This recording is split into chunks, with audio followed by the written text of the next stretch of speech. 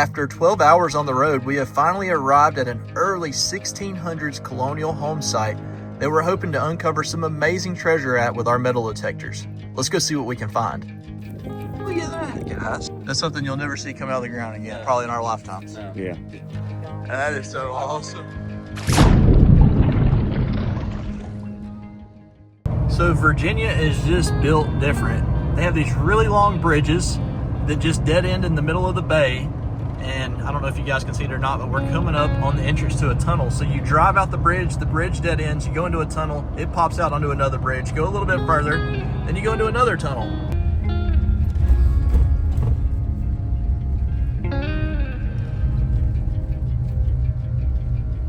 It does have a house still standing here. Not sure how old it is.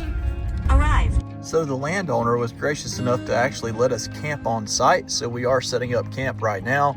Once we get through setting this up, we're gonna go sit around the campfire and talk with the homeowner about local history for a few minutes. Up there and they set up and they drilled. And then when 5,000 Union came down the trail, they all went home. Most of them stayed home. Some of them went across and joined the Confederate forces over there, but then this was occupied throughout the entire war. So you get a huge mix of Union stuff coming down here, because any Union soldiers going south that didn't go through the Baltimore, Washington, D.C. area came right through this, right down this road that we're on. That was the road. So after a much needed good night of sleep, I am out inspecting the home site today. The homeowner told me that this section of the home right here was added later in time, that actually this midsection is the original 1600 structure. So again, we're excited to get out in these fields and see what relics may have been dropped over 300 years ago. I think that I've teased you guys long enough. It's time to get the old Garrett Vortex out and go pop some holes in these fields and see what we can find. So we are starting the day off right. It looks like we've already got a button over here. Let's take a look and see what he's got. Thinking it's a flat button. Dude, when you huddle up like this, you know it's something good. Well, I haven't seen it yet. They told me I need to come over and film it though, so that's always a good sign. Oh, it's a big size. Look. Oh, it's gold on the back. Look. Oh my God. What is that? It's Rev War. It's a Rev War button. I'm not gonna rub it, but what? After this clip was filmed, we actually were able to get an ID. This was a Whig Party button from the 1830s to the 1850s. Heck yeah, man. There you go. Appreciate it, Heck buddy. yeah. Oh, God. It's either a flat button or a nozzle out of a sprayer, but it's got patina on it, so That's a button. flat, definitely a button. with the shank pull. Check out this button. Heck yeah. You should see this thing. Wow. Do it, but All right, I gotta get back to detecting. My first target of the day is right here, and I thought I had a little bitty cuff button. But now that I'm looking a little closer at it, I don't think that's a shank. I believe this may be a type of rivet. So after filming this one, I actually found several more, and so did the guys that were around me. It's definitely a piece from a saddle. It's brass, and it sounded just like a button whenever I dug it. Right there, you see it? Oh yeah. So on the Vortex, it was reading a solid 52. So, oh dude, what is that? It's gonna have something on it. Looks like a two-piece flower button, maybe. Oh, almost looks. It's gonna take a little bit of cleaning. It looks like, but it's definitely a button, isn't it? Yeah. Yeah, definitely. Look at it. Look at that Shanks. shanks on it still. It might be something good. It just might be worn down. I've got the button guys here with me. I mean, I've got Ross and Button Bat. experts. So I mean, they've got to help me out. Little on this. nose grease. Little nose. Goodness, if that doesn't look like a fish in the middle of it. That looks like an N, doesn't it? See that, Ross? Leave it to me to find something weird. That needs to get cleaned up and inspected. I've only made it about 7 steps past where I just pulled that button. And check this out right here. Just got the very first musket ball here in Virginia. And I'm very excited about that because that means I'm in an area that had a lot going on. Let's see what else may be here. He dug up a cannon today, but it's not a big one. But this is, Miniature. honestly though, this thing is pretty freaking cool because this is one you could fire. And we think it may have been a signal cannon, correct? That's what they're telling me. So here's where you would ignite the powder. So they would say they'd use them on ships. They would use them for ceremonies, signaling troops, or all kinds. I've read all kinds of stuff already on it. So hopefully when we clean it up, it might have some markings on it to help It's date very it. possible. So because you don't even have the dirt knocked off of it. Some of the ones I've seen have had like shields on them and different kind of designs. There's the sky's the limit when you look at these things on the internet. They're everywhere. Other than coins and buttons, that's my favorite relic I've seen dug this weekend. That is super cool, man. Congratulations on that Thank one. you. And we're hoping Oh, we look can at kind of that. date it. There's a little bit of date showing on the bottom. Oh, that's beautiful. I believe it's a braided hair. Just I'm not a super good with coins. Heck yeah, man. Oh, You got you an eagle too. Eagle eye. I don't mind digging Civil War stuff. No, so I'll take it. I don't know if you got enough room in your case for that though. As I was making my way across the field, this caught my eye, and you can tell that this is definitely a piece of flint that has been worked by a Native American. Last night around the campfire, Bill was telling us all about the Native history here and how one of the very first reservations was actually right here in Virginia, not too far from where we're at. So I got a really good coin signal right here. It sounded good enough, as a matter of fact, to set up my tripod and live dig it. It is reading between 72 and 80, depending on which way I turn. Let's pop the plug open and see what it is. Well, that was a disappointment. It's just a wheat penny. It is a 1952, and there's enough detail on it for me to be able to see it, which is nice in these farm fields because they can be rough on the coins. That makes me think if we do find something really old, that it could be in great shape. This guy right here, I don't know about him. He's always pulling good stuff out. And look at that, guys. It's a Philip II. Golly, cut silver. Very thin. Third one of the weekend that I've watched be dug within feet of me. Just pulled a musket ball, and I'm now in the swamp between the bay and the house. And I just have a theory that they would have been coming back and forth to boats to fish and stuff like that. So I decided to come down here, and this means that there were at least people here and they could have been hunting. So maybe I'm on the right track. Let's see what we come up with. Just had a scratchy 65 and rolled out what appears to be a button, and it was in that gray stuff, and like I said, we're kind of in a swamp, so it's hard to clean this stuff up. Wanted you guys to see it before I cleaned it up. So this is what it looks like. Now give me a minute, let me see what it looks like whenever we get the dirt off of it. So here is that button with a lot of the dirt knocked off of it, and you can still see the outlying edges have some of the original gold gild on it, which is awesome. I hate that the shank's gone. On the front here though, there were no identifying marks, and I was really hoping for a Revolutionary War period button, but that's okay. Let's keep it going and see what we come up with. Guys, I just scratched something. I don't know what with my shovel. I mean, you can ask this guy right here. These roots. These are roots or something. They are terrible in here. But let's see if it's a button or a coin. Don't see a shank right off the bat.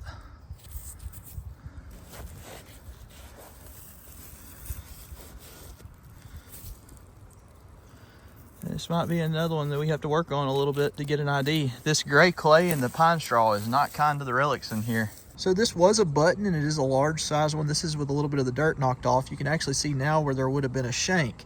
We don't find these in Alabama very often. Would this qualify as a dandy button? For those of you that metal detect, let me know in the comments below. Just had a solid 50, and it was about 6 inches deep. And as I was digging it out, this popped out, and it really looks like it's a buckle of some type. It looks like that would have continued on across over to here, and I left my gloves behind, and you can tell this is a great clay down in there, and the pine straw is just eating the relic slap up. That little buckle cleaned up really good. I just hit it with a brush real quick. Look how decorative the frame is around that. It kind of makes me wonder if it would have went to like a garter belt or something like that. Regardless, that's a pretty cool little find.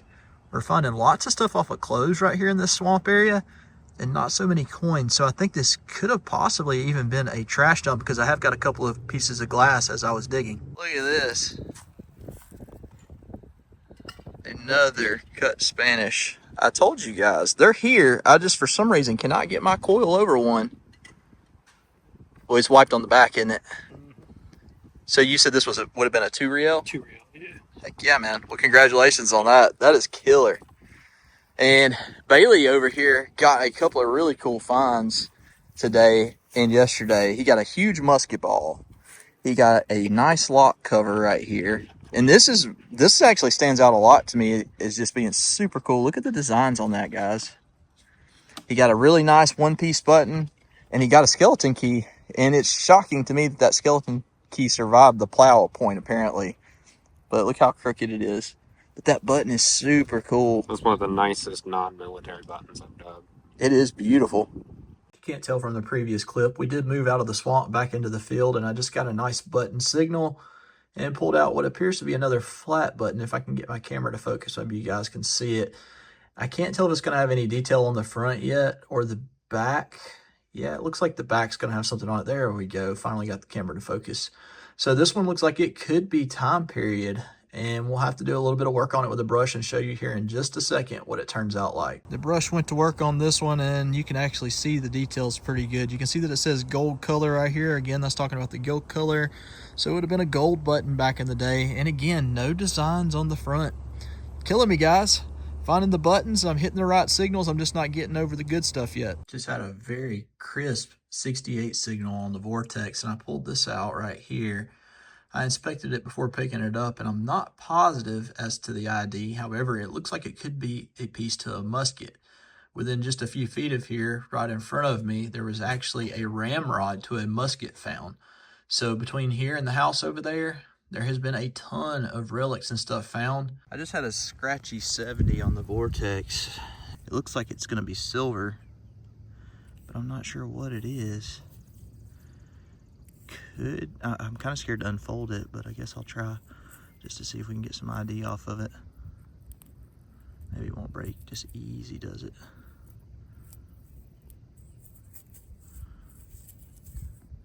It's old and it's silver, but I don't know what that is, guys.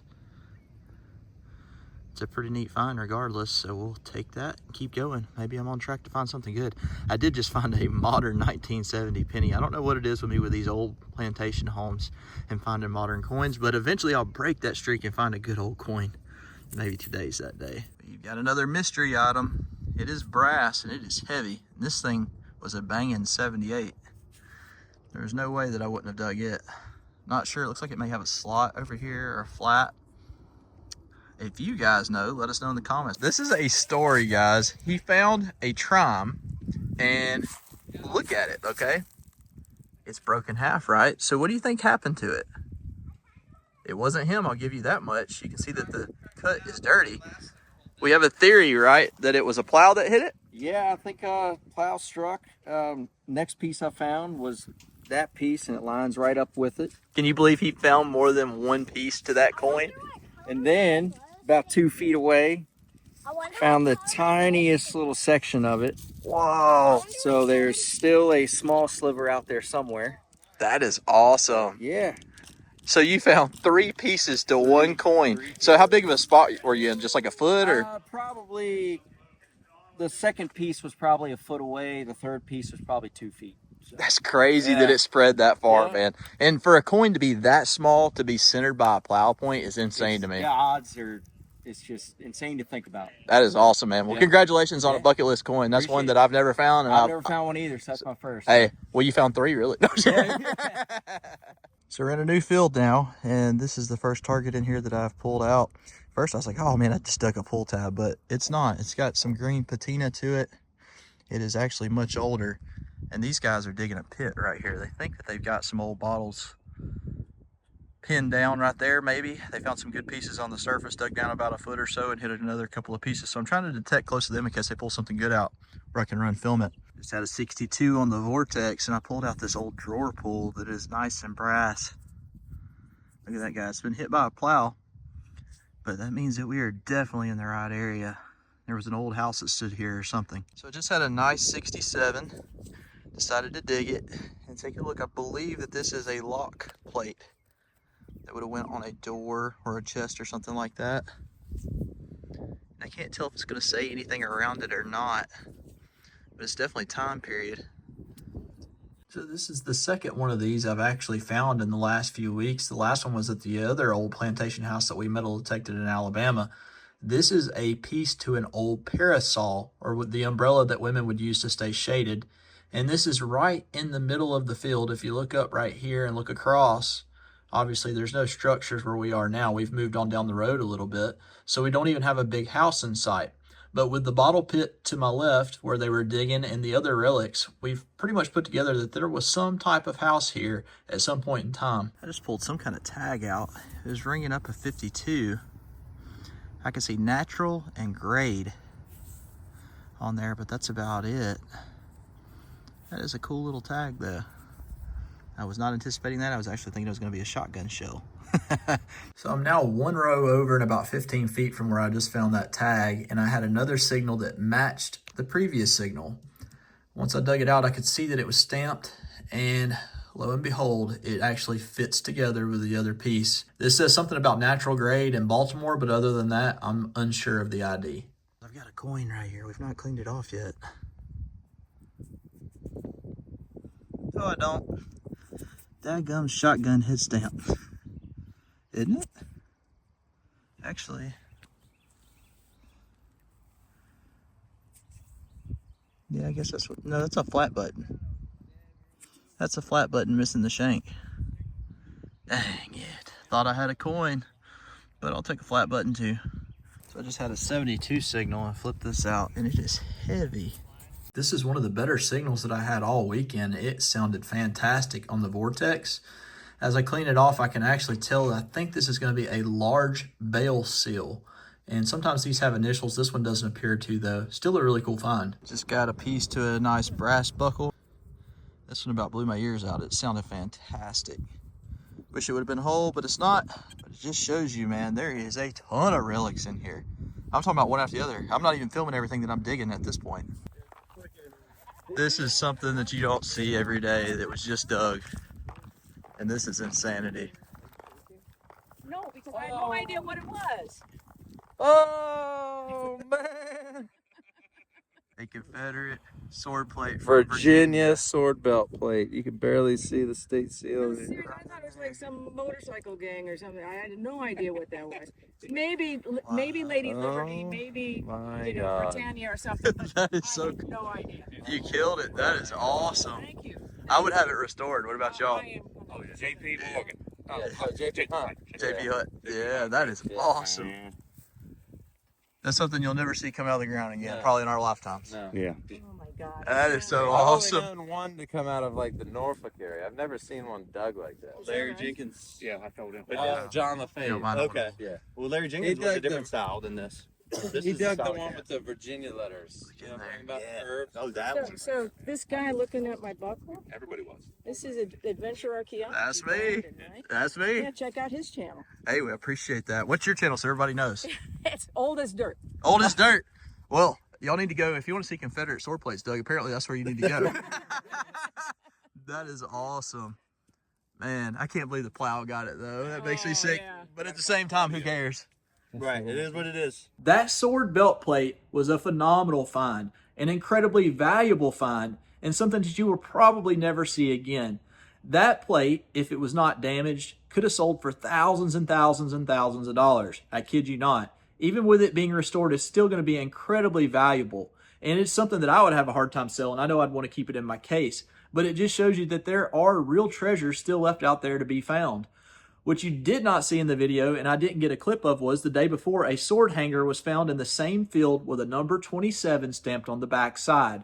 A joke was made by Matt, who said, "I bet the plate's here someplace," and you can always hope, but usually that's not how it works. And lo and behold, the plate was there. People had been hunting the field all day and probably had went over that signal multiple times thinking that it was a tin can. It just goes to show you that you always want to dig all of the signals when you're in a historic area like this one. I hope you guys enjoyed the video this week. I personally did not get my coil over a Spanish silver or a amazing belt plate like that, but I had a blast digging all of the flat buttons and hanging out with a bunch of people that have like minds and hobbies. If you guys enjoyed the video and you're new here, be sure that you're subscribed, and we'll see you guys in the next adventure.